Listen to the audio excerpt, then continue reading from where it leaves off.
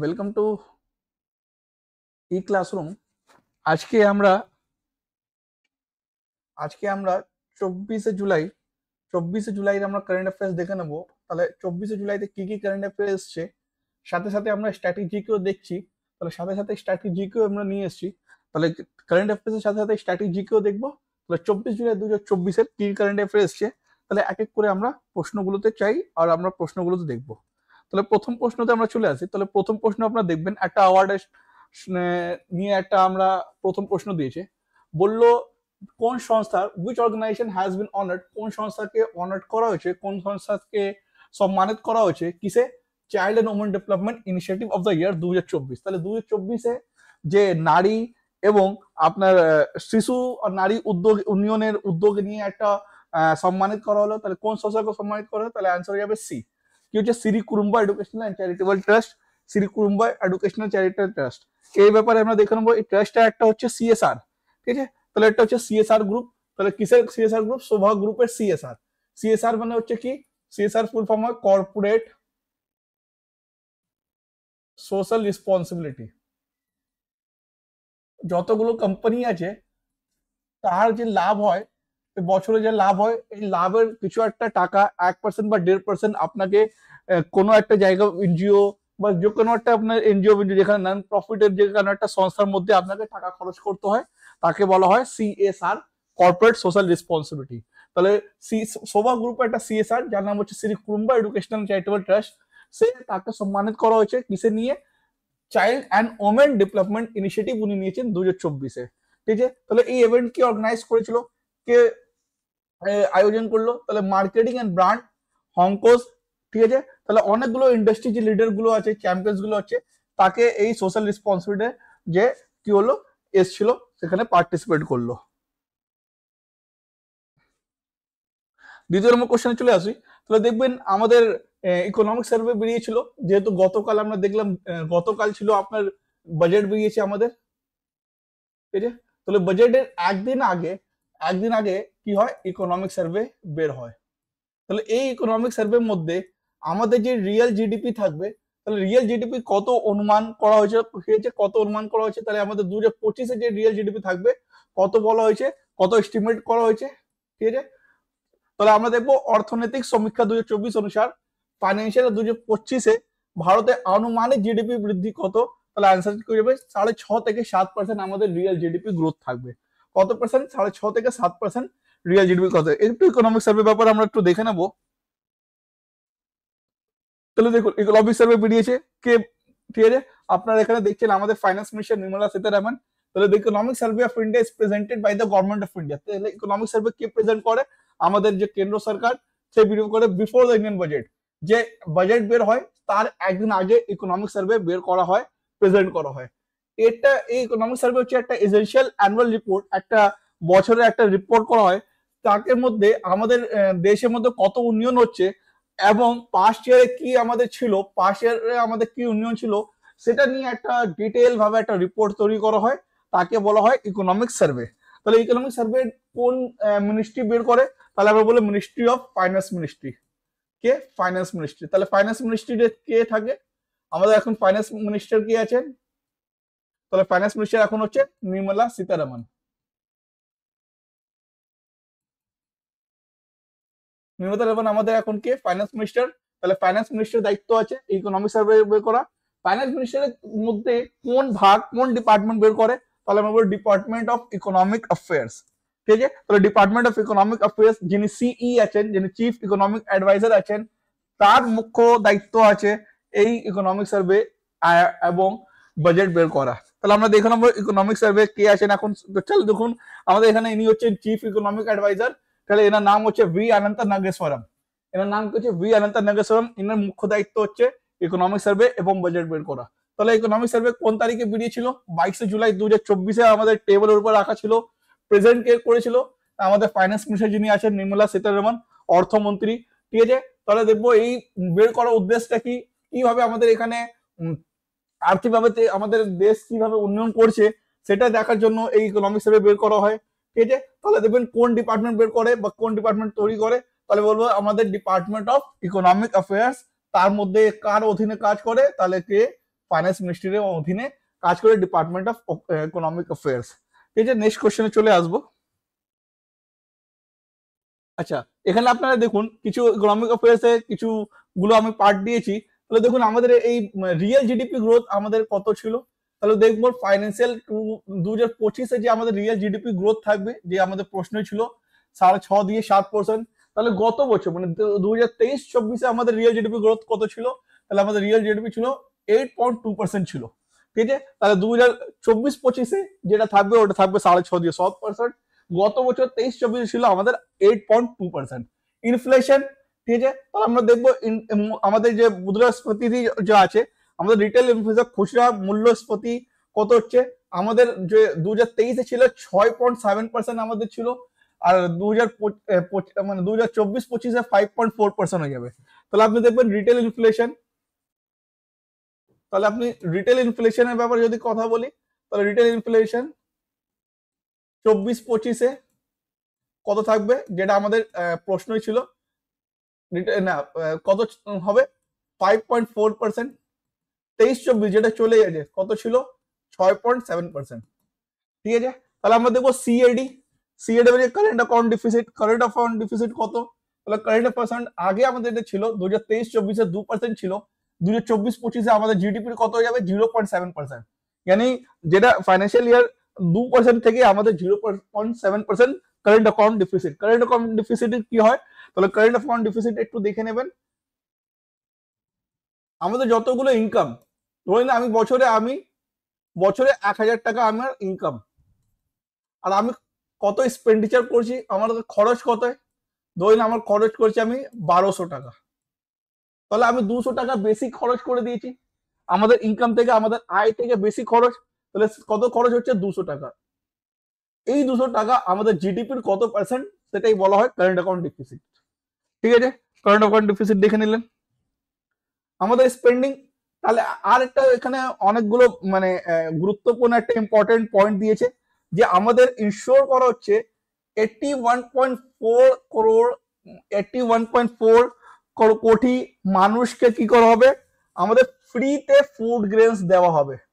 ঠিক আছে, ইনশিওর করা হচ্ছে কি আমাদের 80.4 কোটি মানুষকে বিনামূল্যে খাদ্য শস্য নিশ্চিত করা হয়েছে, এই ইকোনমিক সার্ভেতে বলা হলো। নেক্সট দেখে নেব,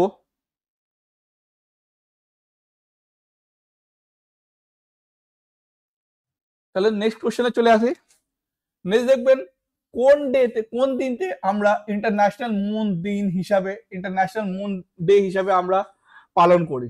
তাহলে অ্যান্সার কি যাবে, 20 জুলাইতে আমরা ইন্টারন্যাশনাল কি হিসাবে আমরা পালন করি, ইন্টারন্যাশনাল মুন ডে। 22 জুলাইতে বলুন তো কি আমরা ব্যবসা করি, ন্যাশনাল ম্যাঙ্গো ডে, আম যেটা খাই, জাতীয় আম দিবস হিসাবে আমরা 22 জুলাইকে পালন করি। 19 জুলাইতে আমরা কি পালন করি, 19 জুলাই হচ্ছে বার্থ ডে অফ মার্টিয়ার ডে হিসাবে আমরা পালন করি। কোন মার্টিয়ার ডে, মার্টিয়ার মঙ্গল পান্ডে। তাহলে মঙ্গল পান্ডে জন্মদিন 19 জুলাই। ঠিক আছে, 20 জুলাই আমরা দেখলাম, 22 জুলাইতে দেখলাম, 19 জুলাইতে দেখলাম, 21 জুলাই। 21 জুলাই বলতে পারবেন, এটা আপনাদের, চলুন আপনাদেরকে প্রশ্ন দিলাম, 21 জুলাইতে আমরা কি সেলিব্রেট করি, আপনারা বলুন, কমেন্ট বক্সে আপনারা কমেন্ট করুন। ঠিক আছে, তাহলে ইন্টারন্যাশনাল মুন ডে হিসাবে আমরা একে পালন করি। কেন পালন করি, কোন দিনে পালন করি, কি ইতিহাস আছে, কি হিস্ট্রি আছে, তাহলে কোন তারিখ আমরা ইন্টারন্যাশনাল মুন ডে হিসাবে পালন করি, 20 জুলাই। এই নির্ধারিত কে করেছে কি এই ইন্টারন্যাশনাল মুন ডে হিসাবে 20 জুলাইতে আমরা পালন করব, তাহলে আমরা বলবো ইউনাইটেড নেশন ইভেন্ট ডিজাইনেটেড করেছে, ইভেন্ট কি করেছে, নির্ধারিত করেছে। ঠিক আছে, দেখুন আমাদের যে মানুষ যে সবচেয়ে প্রথমে যে চাঁদের উপরে পা রেখেছে, সেই দিনটা আমরা কি করি, আমরা ইন্টারন্যাশনাল মুন ডে হিসাবে আমরা পালন করি। তাহলে সবচেয়ে প্রথম আমাদের চাঁদে কে পা রেখেছে, তাহলে আমরা জানি নীল আর্মস্ট্রং। দেখুন এখানে নাম লেখা আছে নীল আর্মস্ট্রং অ্যান্ড বুজ অ্যালড্রিন, এই দুটো মানুষ সবচেয়ে প্রথম first humans to set foot পা রেখেছিল চাঁদের সারফেসের উপরে। সেই দিন কত তারিখে রেখেছিল, 20 জুলাই 1969। এই দিনে সবচেয়ে প্রথম ল্যান্ড করেছিল চাঁদের উপরে, তাই নিয়ে 20 জুলাইতে আমরা কি করি, ইউনাইটেড নেশন কি করে ইন্টারন্যাশনাল মুন ডে হিসাবে পালন করা হয়। ঠিক আছে, নেক্সট দেখে নেবো প্রশ্নগুলো। তাহলে দেখুন, who has be Gandhi Mandela award 2020? তাহলে আপনারা বলুন, গান্ধী ম্যান্ডেলা অ্যাওয়ার্ড 2020 কাকে সম্মানিত করা হলো? তাহলে আমরা বলবো রিগোবেটা মানচুতুম। রিগোবেটা মানচুতুমকে গান্ধী ম্যান্ডেলা পুরস্কার 2020 কে সম্মানিত করা হয়েছে। ঠিক আছে, তাহলে আপনি রিগোবেটা মানচিতুম ইনি কোন দেশ থেকে বিলং করে? তাহলে গোটামিলান এই একটা দেশ, কোথায়কার দেশ? সাউথ আমেরিকার দেশ। South America container, south America একটা দেশ গোটামিলান, সেখান থেকে নি রিগোবেটা মানচিতুম কাকে গান্ধী ম্যান্ডেলা অ্যাওয়ার্ড 2020 থেকে সম্মানিত করা হলো। সে নোবেল পিস প্রাইজও সম্মানিত, আগে উনি নোবেল পিস প্রাইজও থেকে আগে সম্মানিত করা হয়েছিল। একটু এই ব্যাপারে একটু দেখে নেব। দেখুন, এটা হচ্ছে রিগোবেটা মানচিতুম, ইনি রিনাউন্ড নোবেল পিস প্রাইজ, এনার আগে নোবেল পিস প্রাইজও দেওয়া হয়েছিল। ঠিক আছে, হিউম্যান রাইট অ্যাক্টিভিটিস কে কি আছে? হিউম্যান রাইট অ্যাক্টিভিটিস আছেন। ঠিক আছে, কাকে গান্ধী ম্যান্ডেলা অ্যাওয়ার্ড 2020 থেকে সম্মানিত করা হলো। এই অ্যাওয়ার্ডটা কেন দেওয়া হয়? ইনি লাইফ লং কমিটমেন্ট করে দিয়েছেন কিসের জন্য? নিজের জাতি যে অধিকার, ঠিক আছে, জনজাতি যে অধিকার হচ্ছে, দেখুন, প্রচারের জন্য, আদিবাসী অধিকার এবং শান্তি ও সামাজিক ন্যায় বিচার প্রচারের জন্য তার আজীবন প্রতিশ্রুতি থেকে এই অ্যাওয়ার্ড দিয়ে আমরা কি করলাম? স্বীকৃতি দিয়ে। ঠিক আছে, তাহলে আমরা advocating for indigenous rights and promoting peace and social justice কে ইনি কি করেন? প্রচার করেন। এনার জন্য উনি নিজের জীবনটা দিয়ে দিলেন, কে? রিগোবেটা মানচিতুম। ঠিক আছে, তাহলে দেশটা আপনারা মনে থাকবেন, গোটামিলান। ঠিক আছে, এই দেশ থেকে উনি বিলং করেন। ঠিক আছে, একটু দেখে নেবো আমরা গান্ধী ম্যান্ডেলা অ্যাওয়ার্ডের ব্যাপারে। তাহলে দেখুন, গান্ধী ম্যান্ডেলা অ্যাওয়ার্ড কি হচ্ছে? এই অ্যাওয়ার্ড কে এস্টাবলিশ করেছিল? ঠিক আছে, এই যে গান্ধী ম্যান্ডেলা অ্যাওয়ার্ড একটা ফাউন্ডেশন, যেটার নাম হচ্ছে গান্ধী ম্যান্ডেলা ফাউন্ডেশন অ্যাওয়ার্ড। ঠিক আছে, তাহলে দেখুন, গান্ধী ম্যান্ডেলা পুরস্কার গান্ধী ম্যান্ডেলা ফাউন্ডেশন দ্বারা গান্ধী এবং ম্যান্ডেলা নীতিগুলিকে মূর্ত ব্যক্তিদের সম্মান করার জন্য এই অ্যাওয়ার্ডটা কি করা হয়? সম্মানিত করা হয়। ইট সার্ভস এ রিকগনিশন দোজ, যে মানুষ কাজ করে, কিসের উপরে কাজ করবে? শান্তির উপরে কাজ করবে, সামাজিকের উপরে কাজ করবে, বিচারের উপরে কাজ করবে, আর মানব অধিকার উপরে যে কাজ করে, তাকে এই গান্ধী ম্যান্ডেলা অ্যাওয়ার্ড থেকে সম্মানিত করা হয়। নেক্সটে চলে আসবো। তো নেক্সট প্রশ্ন দেখবেন, কোন গভর্নমেন্ট লঞ্চ করেছে, উদ্বোধন করেছে শ্রমিক বসেরা স্কিম 2024? তাহলে শ্রমিক বসেরা স্কিম, যে শ্রমের জন্য যে শ্রমিক আছে, তাহলে শ্রমিকের বসেরা মানে থাকার জন্য একটা স্কিম লঞ্চ করা হয়েছে। সে গুজরাট কি করেছে? গুজরাট করেছে। ঠিক আছে, কে করেছে? গুজরাট করেছে। গুজরাটের ক্যাপিটাল কি হবে? গান্ধীনগর। গুজরাটের রাজধানী গান্ধীনগর। দেখে নেব এই ব্যাপারে। তাহলে দেখতেই পাচ্ছেন আপনাদের গুজরাটের সিএম এর নাম কি? ভূপেন্দ্র পটেল। তো ভূপেন্দ্র পটেল লঞ্চ করেছেন, উদ্বোধন করেছেন স্কিমের নাম কি? শ্রমিক বসেরা স্কিম। ঠিক আছে, তাহলে Gujarat state government introduce the শ্রমিক বসেরা স্কিম 2024 কি করবে? প্রোভাইড করবে টেম্পোরারি হাউসিং। ঠিক আছে, টেম্পোরারি ঘর দেওয়ার জন্য। তাহলে এই প্রোভাইড করবে টু দ্য ফাইন্যান্সিয়ালি আনস্টেবল, যে ফাইন্যান্সিয়ালি থেকে প্রবল নয়। ঠিক আছে, স্পেশালি কার যে লেবার গুলোদের যে ঘর দেওয়ার জন্য, ঘর প্রোভাইড করার জন্য। ঠিক আছে, তাহলে দেখুন, গুজরাট রাজ্য সরকার শ্রমিক বসেরা স্কিম 2024 চালু করেছেন। গুজরাট রাজ্য সরকার আর্থিকভাবে অস্থির, বিশেষ করে শ্রমিকদের অস্থায়ী আবাসন সুবিধা প্রদানের জন্য এই শ্রমিক বসেরা স্কিম 2024 চালু করেছেন। ঠিক আছে, তাহলে আমরা দেখুন দেখা যে 5 টাকার উপরে একদিনের জন্য কত ভাড়া নেবে? 5 টাকা। To stay in the duelling centre, ওই সেন্টার মধ্যে যেখানে শ্রমিক বসেরা স্কিম যে ঘরগুলো তৈরি করা হবে, সেখানে 5 টাকা থেকে আপনি একদিন থাকতে পারেন। তাহলে একদিনের ভাড়া কত? 5 টাকা। তাহলে কে করেছে? গুজরাট সরকার করেছে। ঠিক আছে, একটু গুজরাটের ব্যাপারে একটু দেখে নেব। আপনারা দেখুন, গুজরাটে আপনারা দেখতেই পাচ্ছেন এখানে আমাদের যিনি এ ছিল স্বরাষ্ট্রমন্ত্রী ছিলেন সর্দার বল্লভভাই পটেল। তো সর্দার বল্লভভাই পটেলের আপনি মূর্তি দেখতে পাচ্ছেন।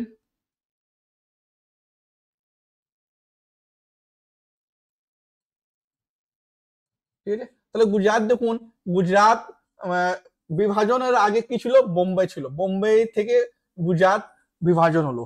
ঠিক আছে, কখন হয়েছে, 1 মে 1960 সালে বিভাজন হয়েছে। তাহলে গুজরাটের ক্যাপিটাল কি, গান্ধীনগর, রাজধানী কি, গান্ধীনগর। গুজরাটের মুখ্যমন্ত্রীর নাম কি, ভূপেন্দ্র ভাই পটেল। কোন পার্টি থেকে, তাহলে বিজেপি পার্টি থেকে। গভর্নর নাম কি, তাহলে আচার্য দেবব্রত, আচার্য দেবব্রত গভর্নর হচ্ছে গুজরাটের রাজ্যপাল। ঠিক আছে, নেক্সট প্রশ্নতে চলে আসবো, আর এটা হচ্ছে আজকে আমাদের লাস্ট প্রশ্ন। তাহলে দেখুন, who is awarded as a title of ambassador of for Indian art and culture at IFFM 2024? তাহলে বলুন 2024-এর IFM অ্যাওয়ার্ড কাকে ভারতীয় শিল্প ও সংস্কৃতির রাষ্ট্রদূতের উপাধি দেওয়া হয়েছে? তাহলে আমরা বলবো রামচরণ। রামচরণকে যে এই অ্যাওয়ার্ড দিয়ে সবচেয়ে প্রথম ভারতীয় যাকে এই অ্যাওয়ার্ড দেওয়া হলো। রামচরণ কোন মুভির জন্য দেওয়া হলো, RRR। ঠিক আছে, এই যে মুভি হচ্ছে RRR, RRR এর যে হিরো, যে অ্যাক্টিং ক্যারেক্টার করেছে রামচরণ, তাকে এই অ্যাওয়ার্ড দিয়ে সম্মানিত করা হয়েছে। তাহলে এই অ্যাওয়ার্ডের ব্যাপারে একটু দেখে নেব। তাহলে আপনারা দেখতেই পাচ্ছেন, welcomes global star Ramcharan to IFFM 2024। তাহলে IFM 2024 কে ওয়েলকাম করা হচ্ছে। তো Ram Charan the superstar known for stellar performance in the global blockbuster movie RRR। আচ্ছা, RRR ডাইরেক্টর নাম কি, তাহলে বলবো SS রাজমৌলি। ঠিক আছে, তিনটে আর তিনটে ক্যারেক্টার নিয়ে, বা দেখুন, একটা ডাইরেক্টর নিয়ে হবে, একটা রামচরণ নিয়ে হবে, আর একটা ছিল যার নাম হচ্ছে রামারাও, রামারাও জুনিয়র NTR। ঠিক আছে, এই তিনটে, দুটো অ্যাক্টর একটা ডাইরেক্টর নিয়ে এই তিনটে আর নাম রাখা হলো, নামকরণ করা হলো। ঠিক আছে, তাহলে কি অ্যাওয়ার্ড দিয়ে দেওয়া হচ্ছে, Indian film festival of Melbourne 2024। यानी মেলবোর্ন যে অস্ট্রেলিয়া যেখানে আছে, অস্ট্রেলিয়াতে সব দিয়ে বেশি যে ফিল্ম দেখা গেল সেটা হচ্ছে RRR। তাই জন্য ইনি RRR যে হিরো, যেটা নাম হচ্ছে রামচরণ, যার নাম, তাহলে তাকে এই অ্যাওয়ার্ড থেকে সম্মানিত করা হবে। তো রামচরণকে ambassador of for Indian art and culture IFM করা হলো, সাথে সাথে অ্যাম্বাসেডরও ঘোষণা করা হলো। This accolade recognize his outstanding contribution to Indian cinema। Indian সিনেমাতে যা ওনার মানে উনি যে যোগদান দিয়েলেন, তার জন্য ভারতীয় চলচ্চিত্রে তার অসামান্য অবদান এবং বিশ্বব্যাপী ভারতীয় সংস্কৃতি প্রচার তার ভূমিকাকে শ্রুতি দেওয়ার জন্য এই অ্যাওয়ার্ড দেওয়া হলো। ঠিক আছে, তাহলে আজকে আমাদের কারেন্ট অ্যাফেয়ার্স আজকে শেষ হলো। তাহলে সবাইকে থ্যাংক ইউ দেখার জন্য, আর আমাদের চ্যানেল ক্লাসরুমকে সাবস্ক্রাইব করে দিন। যদি এই ভিডিওটা ভালো লেগেছে তাহলে আপনি লাইক করুন এবং শেয়ারও করুন। সবাইকে ধন্যবাদ।